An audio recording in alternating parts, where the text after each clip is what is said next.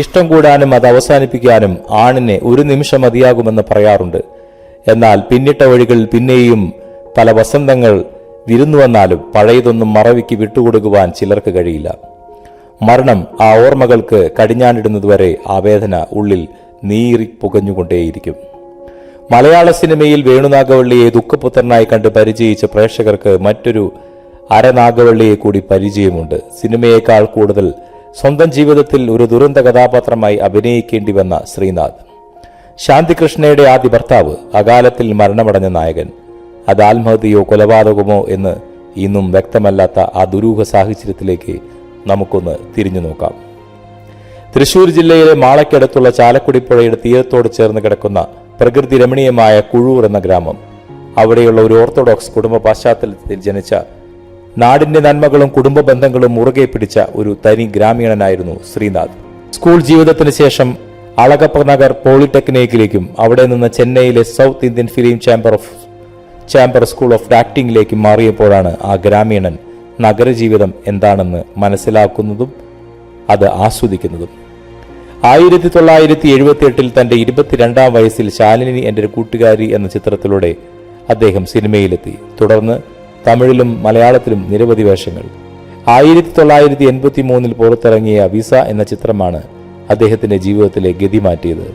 ആ സിനിമയിൽ മമ്മൂട്ടി, മോഹൻലാൽ, സത്താർ എന്നിവർക്കൊപ്പം ശാന്തികൃഷ്ണ അദ്ദേഹത്തിന്റെ ജോഡിയായി അഭിനയിച്ചു. വിസയുടെ സെറ്റിൽ വെച്ചാണ് ശ്രീനാഥും ശാന്തികൃഷ്ണയും അടുക്കുന്നത്. ആ സിനിമയിലെ ചില ക്ലോസ് സീനുകൾ അവർക്ക് കൂടുതൽ പരിചയപ്പെടുവാൻ അവസരമൊരുക്കി. ഇരുവരും ഏതാണ്ട് സമപ്രായക്കാർ. കാഴ്ചയിൽ അവർ തമ്മിൽ ഒരു ചേർച്ചയുണ്ടായിരുന്നു. പുറമേ ഗവർണക്കാരനാണ് തോന്നുമെങ്കിൽ ഉള്ളിൽ ഒരു തൊട്ടാവാടിയായിരുന്നു ശ്രീനാഥ്.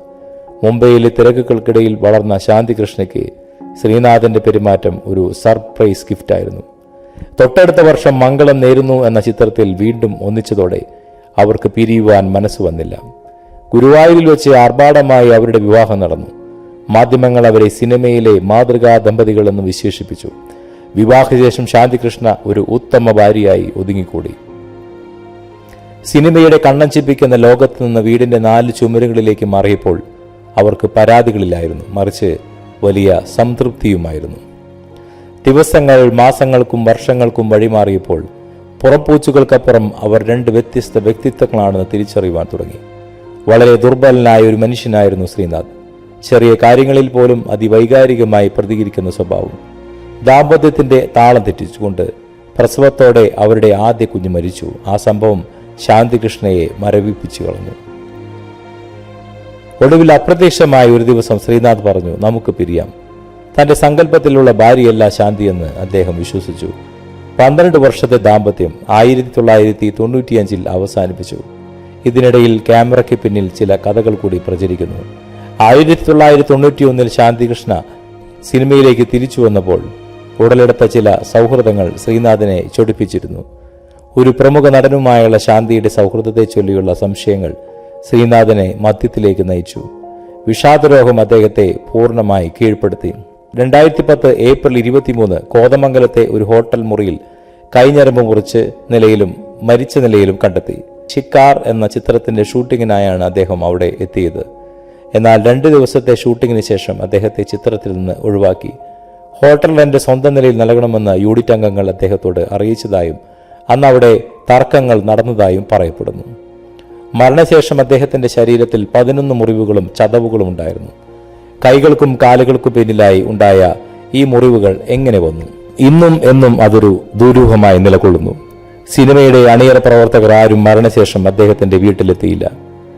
അടിമുടി ദുരൂഹത നിറഞ്ഞു നിൽക്കുന്നതായിരുന്നു ശ്രീനാഥിന്റെ മരണം. ഒരു ആത്മഹത്യയായി പോലീസ് എഴുതി തള്ളിയെങ്കിലും ഏതെങ്കിലും ലോബിയുടെ കറുത്ത കരങ്ങൾ ആ മരണത്തിന് പിന്നിലുണ്ടായിരുന്നോ? ഒരു സാധാരണക്കാരനായി ജീവിച്ച് അസാധാരണമായ പ്രതിഭ വെള്ളിത്തിരയിൽ തെളിയിച്ച ആ കലാകാരൻ ഇന്ന് മലയാളികളുടെ ഒരു നൊമ്പരമാണ്. മരണം ഓർമ്മകൾക്ക് കടിഞ്ഞാണിടുന്നതുവരെ ആ രഹസ്യങ്ങൾ പുറത്തു വരില്ലായിരിക്കാം. സിനിമയിലെ ദുഃഖപുത്രന്മാരെക്കാൾ വലിയ ദുരന്തം ഏറ്റുവാങ്ങിയ ശ്രീനാഥ് എന്ന ആ കലാകാരന് എൻ്റെ കൂപ്പുകൈ, എൻ്റെ പ്രണാമം.